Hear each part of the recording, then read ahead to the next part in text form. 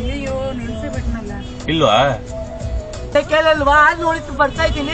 ಅವ್ರನ್ನ ನಾವು ನಿಧಾನಕ್ಕೆ ಬರ್ಬೇಕಾ ನೀವು ನಿಧಾನಕ್ಕೆ ಬರ್ಬೇಕಾ?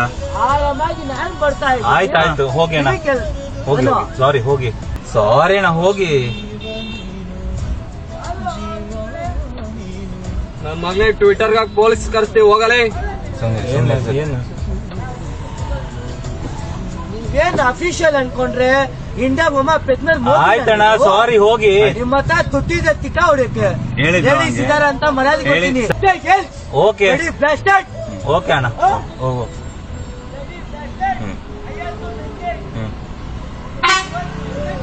Okay okay